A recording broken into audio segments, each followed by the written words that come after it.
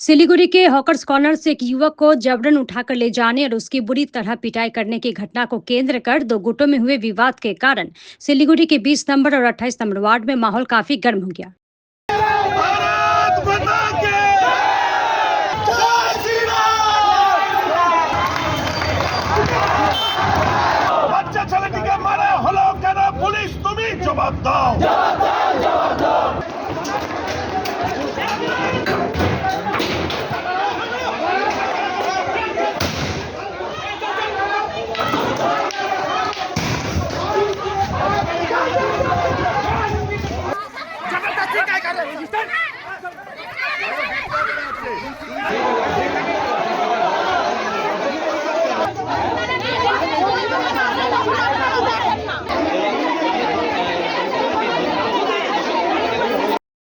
इस घटना को लेकर आज भाजपा ने सिलीगुड़ी थाना में प्रदर्शन और सड़क जाम किया।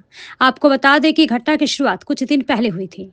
दरअसल हुआ यूं था कि 20 नंबर वार्ड के ज्योति नगर कॉलोनी इलाके में क्रिकेट मैच का आयोजन किया गया था। मैच के दौरान डांगीपाड़ा के कुछ युवकों की स्थानीय युवकों से कहासुनी हो गई। ये कहासुनी मारपीट तक पहुंच गई। बाद में पार्षद के हस्तक्षेप के बाद दोनों पक्षों में समझौता हुआ। उस घटना को लेकर मंगलवार को 15 से 20 युवकों ने हॉकर्स कॉर्नर से स्थित एक दुकान में काम करने वाले एक युवक पर हमला कर दिया। आरोप है कि युवक को जबरन उठाकर डांगीपाड़ा में ले जाया गया और उसकी बुरी तरह पिटाई की गई। किसी तरह वो वहां से भागकर अपनी जान बचाने में सफल रहा। इसके बाद इलाके के लोग पीड़ित युवक को लेकर सिलीगुड़ी थाना पहुंचे और दोषियों की गिरफ्तारी की मांग को लेकर प्रदर्शन किया। इस घटना के बाद भाजपा ने आज सुबह सिलीगुड़ी थाना पर विरोध प्रदर्शन किया।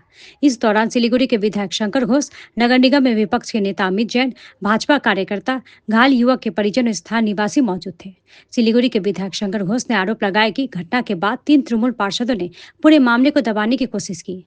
कल जब पीड़ित युवक शिकायत दर्ज कराने थाना पहुंचा तो उसे हिरासत में ले लिया गया। ये पूरी तरह सुनियोजित घटना थी। सत्ताधारी पार्टी सब कुछ मिटाने की कोशिश कर रहा है। শিলিগুড়িকে অপরাধীদের স্বর্গরাজ্য বানিয়েছে মেয়র সাহেব এবং শিলিগুড়ি পুলিশ কমিশনারেট মিলে। অপরাধীরা এখন পুলিশের মাথায় নাচছে, মিথ্যে অভিযোগ করে এই বিষয়টিকে দফা করতে চাচ্ছে। আমরা চাই সিসি ক্যামেরার ফুটেজ প্রকাশ্যে আনা হোক। যে বাচ্চা ছেলেটিকে প্রায় ওনাদের পরিবার অভিযোগ করছেন কয়েকজন প্রায় 15-16 কি 30 জন ছেলে পেলে অস্ত্র শস্ত্র নিয়ে হকার্স কর্নার থেকে তুলে নিয়ে চলে গেছে। এটা কি মামা বাড়ির আপনার? ওখানে একটি পাড়ায় নিয়ে গিয়ে সেখানে বেদরক মেরেছে। এই জিনিস মানা যাবে না। অবিলম্বে পুলিশ কমিশনারকে এর দায়িত্ব নিতে হবে, অপরাধীদের গ্রেফতার করতে হবে। বাচ্চারা মানেনি, বাচ্চাদের সাথে যারা বড়রা ছিল তারা পিটিয়েছে, তাদেরকে গ্রেফতার করতে হবে, নাহলে শিলিগুড়ি অচল করে দেবো আমি।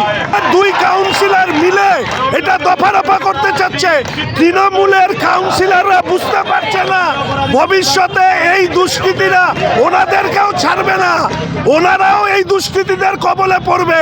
তৃণমূলের দুষ্কৃতীদেরকে আশ্রয় যদি তৃণমূলের কাউন্সিলররা দেন, ভবিষ্যতে এদের উপরে চড়া হবে এই দুষ্কৃতীরা। भाजपा के विरोध प्रदर्शन के बाद दोनों गुटों के बीच फिर से झड़प हो गई। देखते ही देखते 28 नंबर वार्ड रण क्षेत्र में तब्दील हो गया। यहाँ तक कि इलाके में पत्थरबाजी भी होने लगी। वहीं स्थिति को नियंत्रण करने के लिए पुलिस को लाठीचार्ज और आंसू गैस के गोले दागने पड़े। तनाव फैलते ही सिलीगुड़ी के पुलिस कमिश्नर सी सुधाकर तुरंत मौके पर पहुंचे। उनके नेतृत्व में इलाके में भारी पुलिस बल तैनात किया गया। इस घटना में कई लोगों को हिरासत में लिया गया है।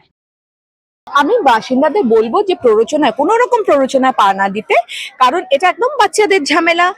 এই ঝামেলাটাকে এত বড় আকারে নিয়ে যাওয়ার কোনো দরকার নেই। আর তারপরে কেউ যদি মানে ব্যথা পায়, সে তো আমাদের মতোই কারুর বাড়ির ছেলে ব্যথা পাবে বা কারুর বাড়ির মেয়ে ব্যথা পাবে। সেই জন্য এখন নিজেকে একটুখানি সাবধান করে রাখা, আর পুলিশ প্রশাসনের কাছে বলবো যাতে ওরা সঠিক স্টেপটা নেয়, যে এখানে একদম নিরপেক্ষভাবে যেন পদক্ষেপটা নেয়। রাজনৈতিক ইন্ধন থাকতে পারে, ব্যক্তিগত ইন্ধন থাকতে পারে, কারণ যে কোনো ঝামেলাকেই আমরা ওর মধ্যে ফায়দাটা লোটার চেষ্টা করি। শুধু রাজনৈতিকও বলবো না, শুধু ব্যক্তিগতও বলবো না, দুটোই ইন্ধন থাকতে পারে। জন্য আমরা সকাল থেকে চেষ্টা করছি। স্থানীয় জনগণের একটু ক্ষোভ বিক্ষোভ রয়েছে। আজকে সকালে একটা মিছিল হয়েছিল, ওর থেকে উস্কানিমূলক কিছু মন্তব্য করা হয়েছিল, তারপর থেকেই এখানে খেচালের সৃষ্টি হয়েছে। একটা রাজনৈতিক দল মানুষের মধ্যে বিভেদ সৃষ্টি করে নিজের জয় নিশ্চিত করতে চাইছে, সেটা বাংলার মানুষ কোনোদিন হতে দেবে না। আমরা এখানে আছি, পুলিশ বল আছে, কিছু মানুষের ক্ষোভ বিক্ষোভ আছে, ওটা ছুটছে, কিছুদিনের মধ্যেই ব্যাপারটা শান্ত হবে আমার আশা। আমরা তো কর্পোরেশনে ছিলাম, মিটিং চলছিল, মিটিংয়ের মাঝখানে আমার কাছে খবর আসে যে ওয়ার্ডে এরকম হচ্ছে। তো আমি সঙ্গে সঙ্গে আইসিকে ফোন করি এবং মেয়র স্যারকেও জানাই। মেয়র স্যার সঙ্গে সঙ্গে ব্যবস্থা নেয় এবং প্রচুর পুলিশ এখানে ঘটনাস্থলে চলে আসে।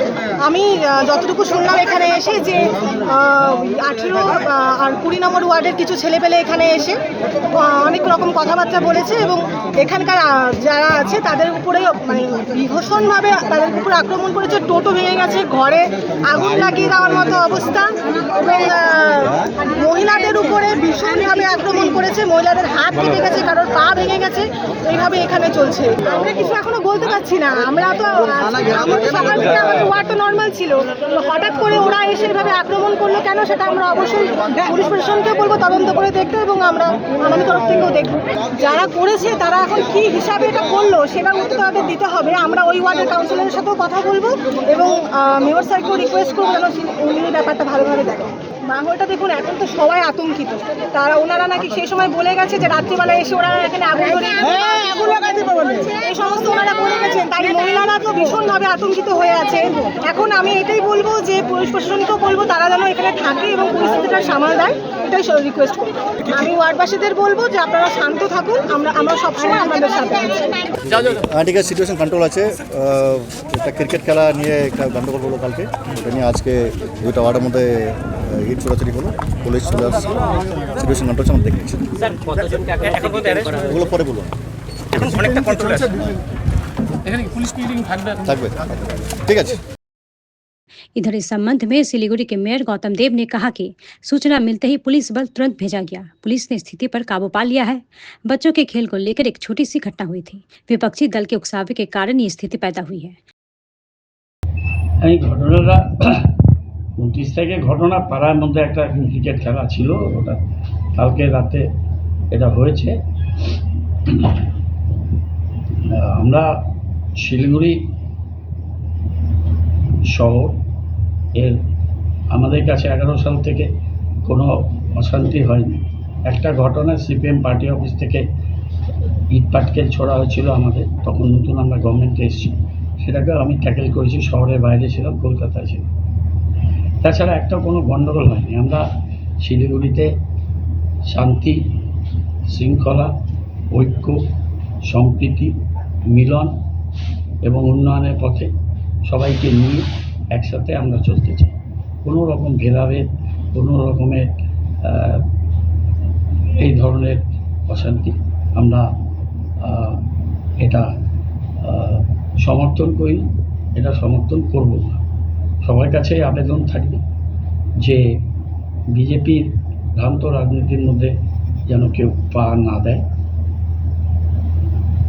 ঐক্য, সম্প্রীতি, মিলন এবং উন্নয়ন, শান্তি, এটা আমাদের পরম্পরা, আমরা এটা বজায় রাখব এবং তার জন্য আমরা সমস্ত রকমের প্রচেষ্টা নেব।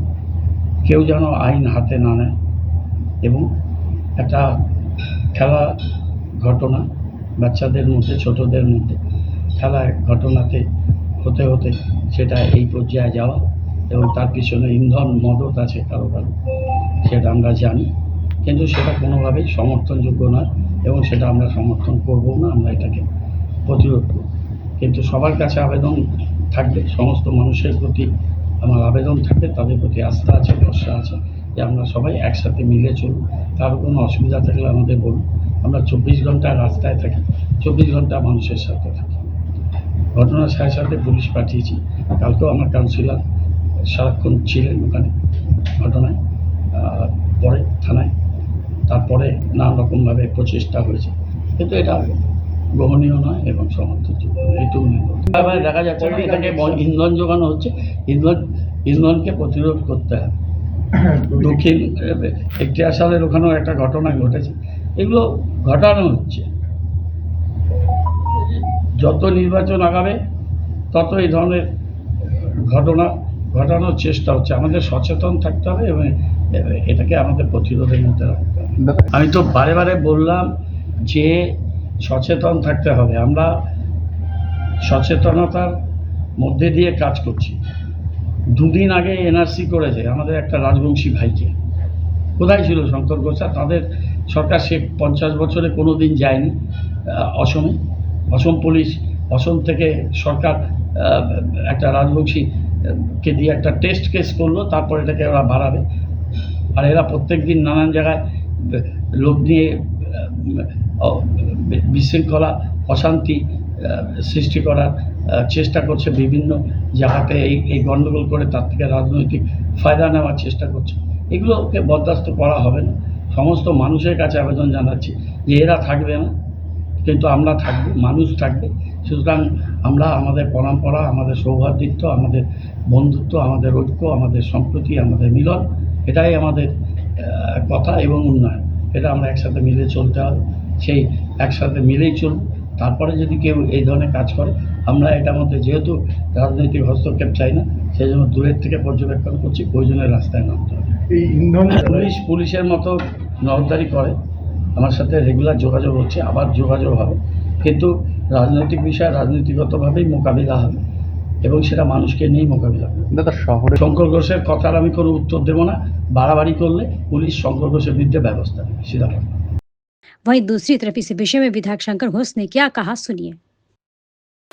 দেখুন, সবিনয়ে এটা বলতে পারি যে শিলিগুড়ি শহরে বর্তমান মেয়র সাহেব আসার পরে শিলিগুড়ির মানুষ দেখতে পাচ্ছেন একের পর এক ডাকাতির ঘটনা হচ্ছে, এটিএম লুট হচ্ছে, ছিনতাই বাড়ছে, ড্রাগসের বিক্রি হচ্ছে। ফলে স্বাভাবিকভাবে শিলিগুড়ি একটা অপরাধীদের স্বর্গ রাজ্যে পরিণত হয়েছে। তার দায় যদি কাউকে নিতে হয়, সেটা মেয়র সাহেবকে নিতে হবে।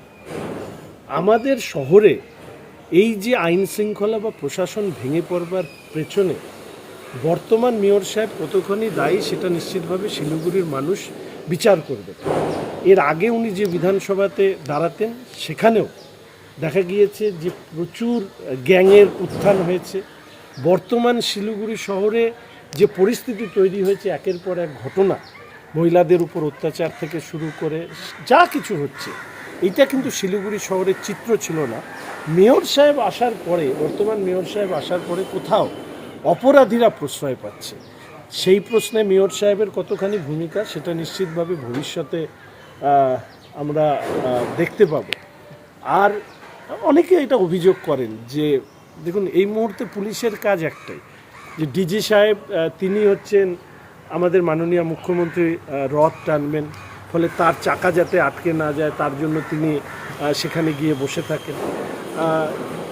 আর অন্যদিকে হচ্ছে বিরোধীদের কণ্ঠস্বর আটকানোর জন্য এই মেয়র সাহেবের ভাষায় পুলিশকে দিয়ে বিভিন্ন ধরনের ব্যবস্থা গ্রহণ করার একটা প্রচ্ছন্ন চেষ্টা, প্রত্যক্ষ এবং পরোক্ষভাবে। এবং কখনো কখনো বর্তমান পুলিশ প্রশাসন রাজ্য জুড়ে আমরা দেখেছি অনুব্রত বাবুর মতন মহান ব্যক্তিরা যে ভাষায় ওনাদেরকে গালিগালাজ করেন, সেটাকে নীরবে সহ্য করা। অপরাধী দুষ্কৃতী তৃণমূল কংগ্রেসের নেতারা কিংবা ওই ধরুন সন্ধ্যের পরে যাদের পা টলমল করে, তাদেরকে রক্ষা করার দায়িত্ব নেওয়া পুলিশের পক্ষে শুধু শহর শিলিগুড়ি নয়, রাজ্যেই অপরাধ নিয়ন্ত্রণ করা কষ্টকর হয়ে দাঁড়িয়েছে। নিউ লাইফ ফার্টিলিটি সেন্টার আধুনিক চিকিৎসা ও বিশেষজ্ঞদের সহায়তায় আপনার স্বপ্ন পূরণ করতে প্রস্তুত। নতুন জীবনের স্বপ্ন সত্যি করতে আজই যোগাযোগ করুন। নতুন জীবনের সূচনা এখানেই। Cancer isn't the end. With the right care, it can be the start of a new beginning. Hope and Heal Cancer Hospital, where hope is real and healing truly begins.